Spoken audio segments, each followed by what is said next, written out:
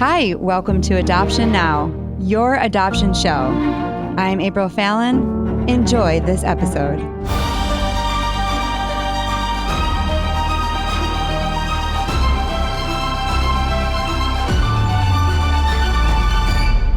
Welcome to Adoption Now, telling your adoption story.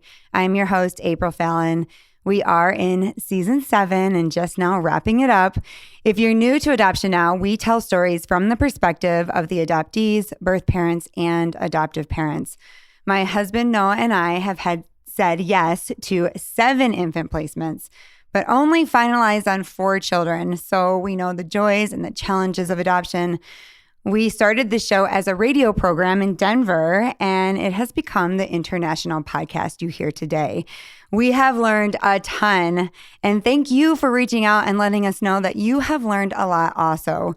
We are a nonprofit, and we appreciate your donations to help us share these stories. You can find all of our episodes on our website at adoptionnowpodcast.com or wherever you listen to podcasts. We're also on Audible and YouTube. Okay, so last week, did you enjoy hearing the update on Malia? She's so adorable. In last episode, she came on. She's 6 years old, and she's just doing so well back in the classroom. I'm so proud of her, and I'm really proud of all of you moms and dads who do what you do when you decide you're going to homeschool and you were not prepared for that. Some of you out there, you homeschool and you're awesome at it. And some of us, we just decided to do it because we could see that our child was not doing well in the classroom. And I just want to say, I appreciate your love and commitment. And it's really a beautiful thing when you bring your child home and you can see them thriving. And here you are, you're teaching math. You never thought you'd be doing that. But watching your child grow is so important. And I love seeing that change in Malia and so many of your children. You've written in and said, April, I've had to do the same thing. So I appreciate your support, and I want to support you in just saying you're doing a great job. Because as you heard from Malia, she got what she needed and she was able to get back in the classroom, get a teacher that she loves, and she's thriving. All right, so today we have a very exciting family.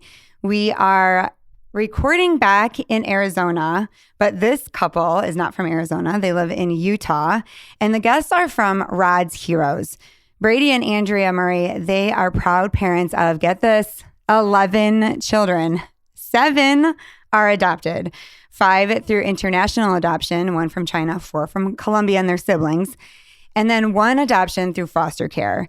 They are the founders of Rod's Heroes, which was founded in 2013. And Rod's Heroes inspires families to answer the call to adopt a child with Down syndrome or other unique circumstances.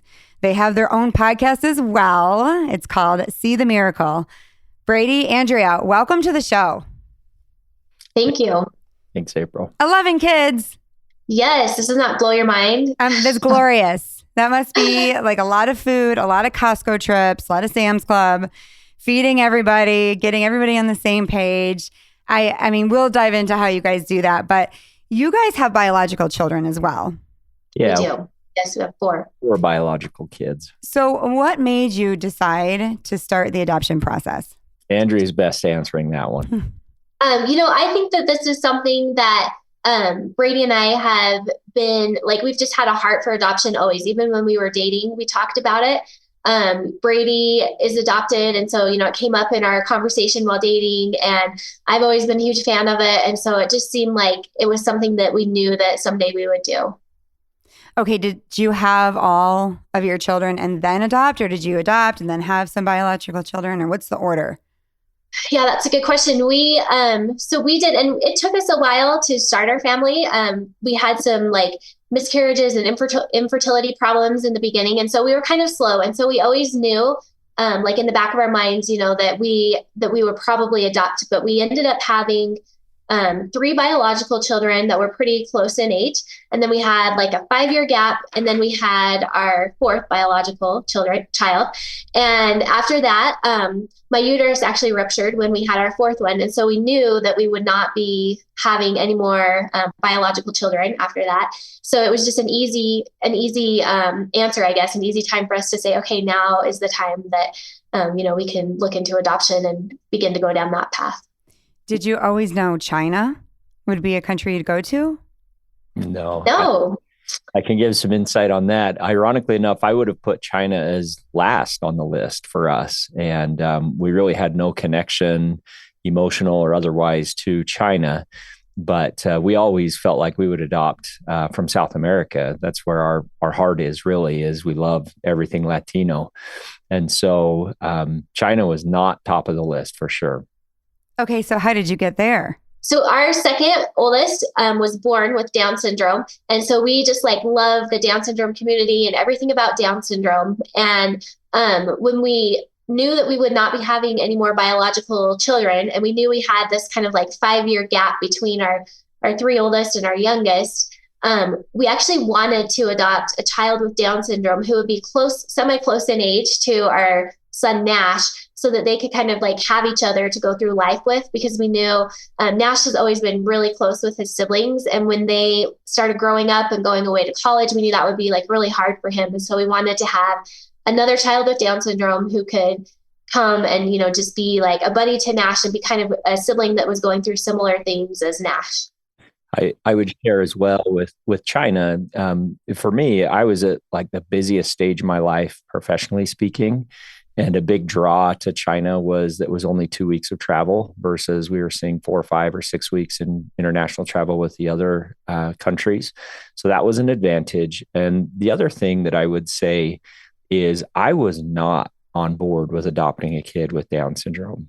And that was something that, we had started a nonprofit to help kids get adopted with Down syndrome. We had a kid with Down syndrome, but that was not like on my heart at that time. That was actually something that Andrea introduced, that idea, that concept to me. And so I just wanted to put that out there. Well, maybe talk a little bit about that. How did having a child with Down syndrome change your life? Yeah. We found out that Nash had Down syndrome about 10 minutes after he was born. And up to that point, we had no connection to the Down syndrome community. We knew some classmates from high school that had Down syndrome, but ultimately this was our introduction. And that was a very raw and a very emotional time for me. Andrea actually handled that much better than I did. And that was a very difficult time in life for me. And still to this day, that's an emotional thought of when the doctor told me that my son has Down syndrome. And so, fast forward, what was it, 7-8 years later, when we felt in our hearts, in fact, it was more like 10 years later, actually, when we felt in our hearts that, or when Andrea said, or felt in our hearts we were going to adopt, and then Andrea made the suggestion that maybe we consider a child with Down syndrome. That was a process for me to go through. And that was something that I had to, I'm a man of faith. I had to take that to God and put that at his feet. And ultimately he said, yeah, that is something you should do. And so I took a deep breath and we jumped into it, and so thankful that we did. Tell me why you struggled with that. If you have a child with Down syndrome, how come you didn't consider that before she brought it up? Yeah. As a dad, I think that you have this for all your kids, but I think there's something unique in relation to a father and a son and those dreams and aspirations on what your child is going to do. And I know before Nash was born, I had all these aspirations of, backpacking trips and to the mountain ranges and state championship baseball games and just all of the things that we were going to realize with Nash when he was born. And then with the diagnosis of Down syndrome, it at the time, it just felt like all of that was not an option and that was gone. And there was a mourning that was being processed through that. And so the thought of reintroducing that mourning and that grief that I experienced was a difficult thing to say and to do. And I would say with Nash, he is very high functioning and is a great kid. I mean, he reads, he just basically takes care of himself. He's honestly our easiest kid out of all 11, actually.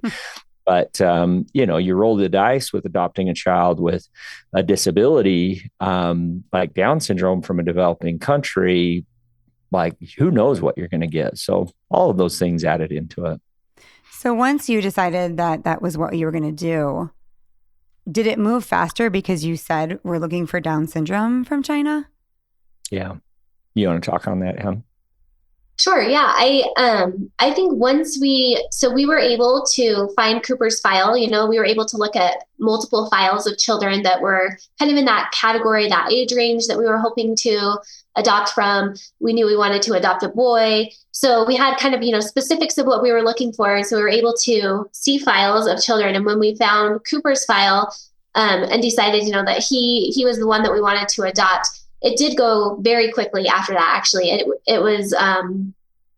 I would say that Cooper's adoption was actually the easiest one to facilitate because, adoption agency called HeartSent out of California already had his files, so we were able to just contact them, and they just told us, step by step the process, what we needed to do, and so we just set to work on that. And they had told us to expect about a year, but by the time we started the adoption until we traveled was 10 months. So it actually went by really quickly. One thing I would add is that's, I don't want to set a false hope, but that's actually somewhat common with a Down syndrome adoption or a child with a disability adoption, that oftentimes those do get moved along a bit faster, or that the countries are a lot more accommodating for those adoptions versus a typical kid.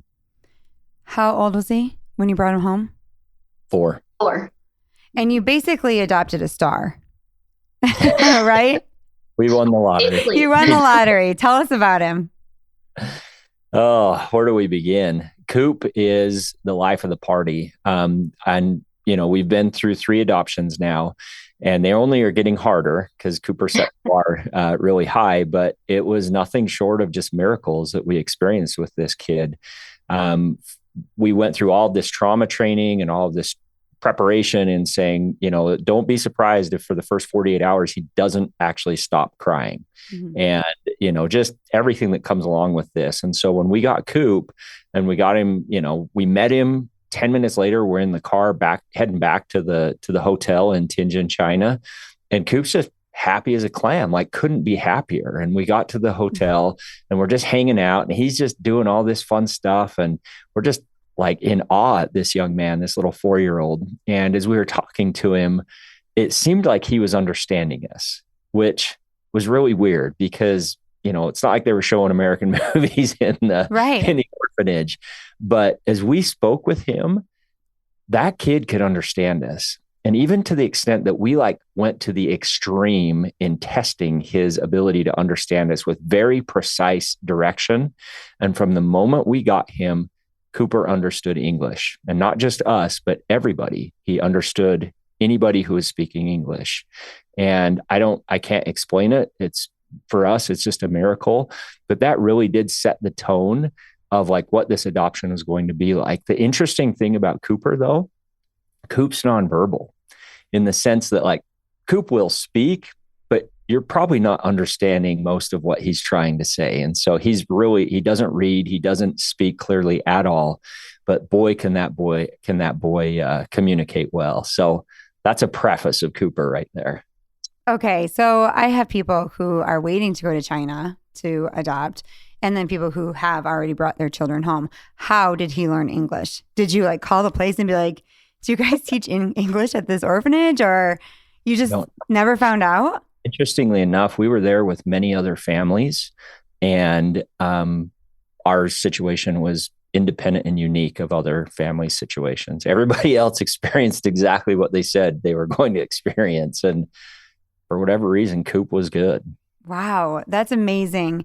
So tell us about what he's doing now. Honey, do you want to do that, or do you want me to? Sure. Well, I would just add to the thing about Coop, with his personality, is even before we adopted him in his orphanage, he just loved to be the center of attention. And he was only 4 years old, but he would participate in plays that the orphanage would put on, and he would be up on the stage and dress up as a character. And he just, even though he wasn't verbal per se, he loved just being in the spotlight and having that attention. And like Brady said, he's totally able to communicate. He has the best body language ever. And he's just so good at expressing himself without having to use words. And so that's kind of just an incredible gift that he has. And then, as far as let me actually share one thing. When we were in China, we sat down, we were with our guide, and we went to a really nice Chinese restaurant. It was a beautiful setting. There was white linens and so forth. And as soon as Coop saw those linens, he took the silverware out and he made sure to get all of our attention, like, make sure you are looking at me. And then once we were looking at him and he had our attention, he went through and did this magic show to where he, made the silverware disappear. And he had us like blow on the mat or on the linen. And then he did his little spell. And then he, magically made it appear and was just like, ta-da. And we, of course, just went out of our way to applause. And that is a perfect example of how Cooper is, even to this day. He is a showman to the extreme. So your 4 children must have just loved him. 100%. And was Nash feeling connected to him as well? One of the most cherished adoption, even just experiences I've had in my entire life is when we came home. We landed in the Salt Lake City International Airport. And at the time in this airport, there was a big escalator that you would ride down and all your family waited for you there. And they have it roped off so the family can't be at the bottom of the escalator just to keep people away. And when we got there and started to come down that escalator, Nash was with Grandpa and Grandma and all his siblings. And he moved the line out of the way, threw it out of the way, and goes sprinting up to the bottom of the escalator with his arms up saying, "My Cooper, my Aww. Cooper." And he could care less that he hadn't seen Mom and Dad for 2 weeks. He wanted to see his Cooper. And these two have been inseparable since then. They share a room. They share a bed most of the time, which we try to get them not to, but they just love each other so much. And they are absolutely inseparable. I love that so much. So that inspired you to start Rod's Heroes. Ironically enough, it didn't. We had already started Rod's Heroes. We had probably 30 kids with Down syndrome get adopted up to this point. So you were already doing it, mm-hmm. which is awesome because now you are doing what you're inspiring other people to do. Yeah, for sure. Okay, so tell me how we got on the baseball field. So one of our family mission statement, part of that is we can do hard things. And I 100% believe that our kids are so capable, even those kids entrusted with what the world would deem a disability, which I believe is a special ability. And so with Nash and Coop, they go and do a lot of stuff that typical kids do. And one of those things is baseball. And so I love baseball. I coach all my kids' teams. And Coop, since day one, has been out in the backyard hitting off the tee and throwing. And he's just like the other kids. He needs to go out and practice, but he's actually a pretty good athlete. So this is something that I found very quickly is that he can actually hang with the typical kids when it comes to baseball. So baseball's been a thing. Through Rod's Heroes, we had a pitcher and his wife, Justin and Libby Steele, reach out that pitch for the Cubs and invite us down to spring training because they loved what we were doing with the organization. And it was almost like an afterthought as we were on our way down. Hey, does Coop want to throw out the first pitch at the Cubs spring training game? And I was like, I bet he does. And so we made arrangements. Coop goes out on the field and sure enough, like unrehearsed, the boy just goes out and is waving at the crowd and just hyping up the crowd and doing what he does very best. Right.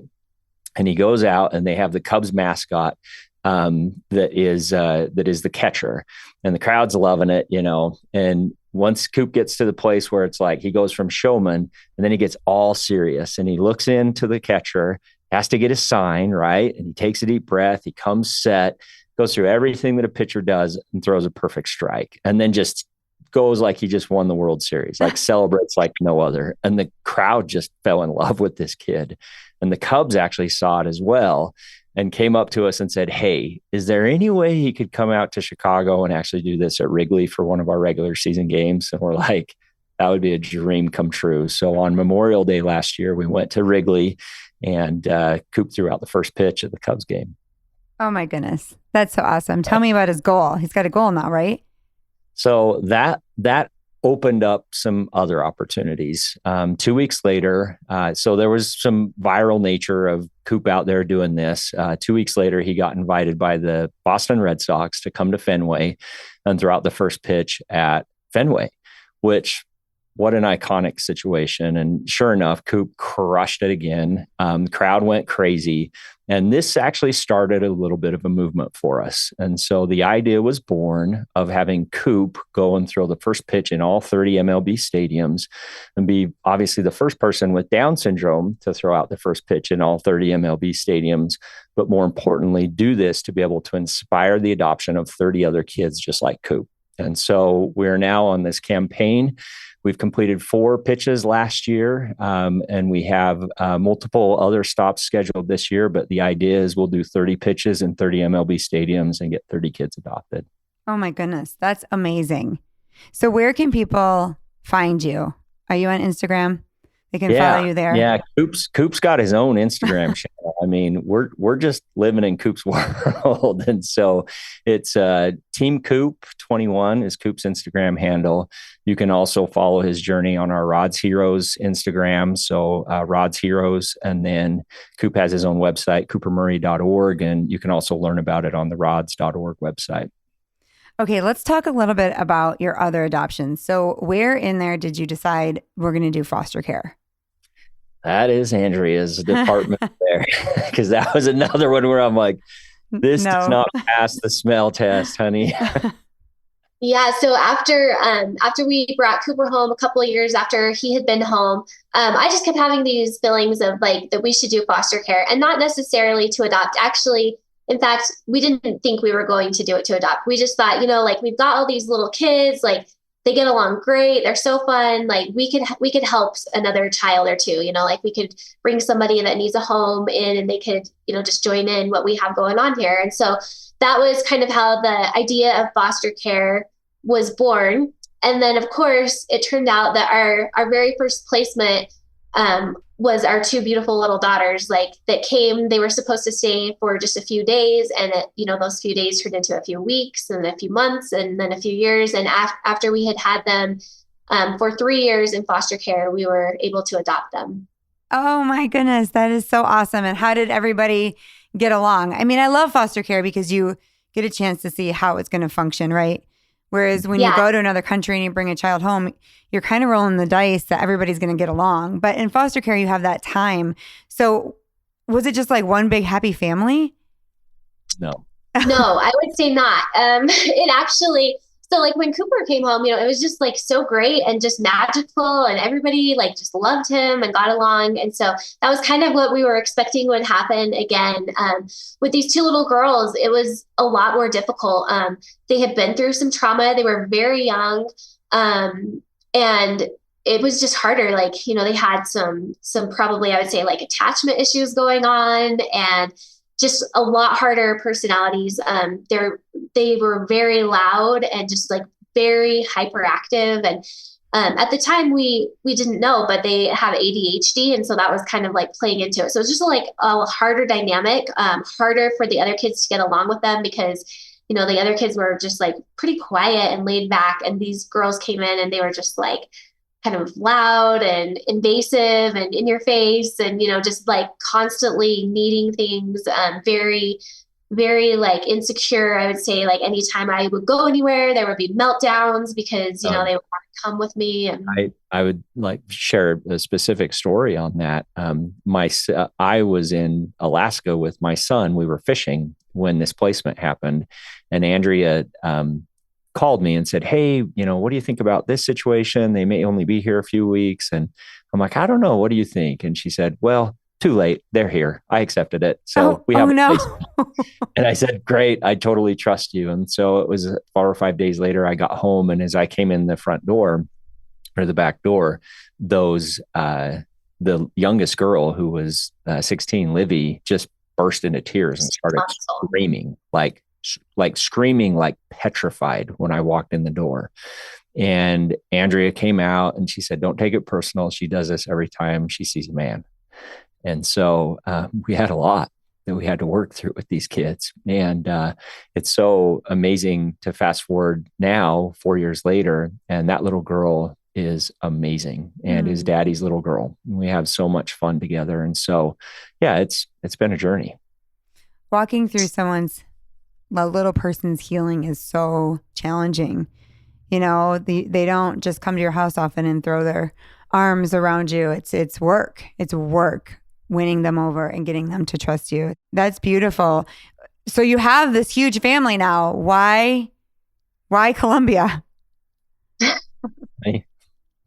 So He's like, honey, you're going to need to answer this one too. That was just like totally unexpected. That was not on our radar because, like I said, we had our 5 kids when we adopted Cooper, and we're so good. And then we had these 2 little girls come, and like Brady mentioned, like it wasn't easy, and we worked so hard. But I think that was part of the reason why we were like, we need them to stay in our family and with our family, is because we worked so hard and we've come so far. Like we just can't let that go. We can't send them somewhere else and have those 2 little girls have to start all over again. And so then we had our 7, and we were like, okay, we're great, we're good. We have 7 kids. It's awesome.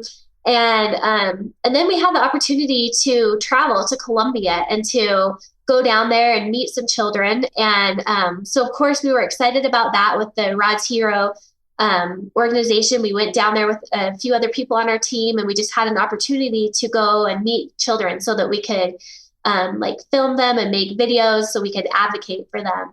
And it was in this process of doing this that we met our children that we adopted from Colombia. And this was up until this point, we had been advocating specifically for children with Down syndrome.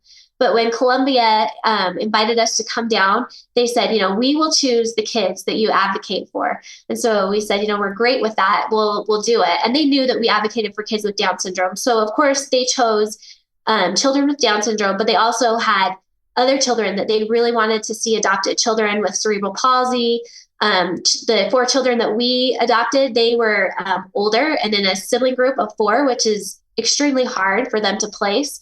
And they knew the children's time was running out. And so I think that was why they had us meet them and wanted us to advocate for them.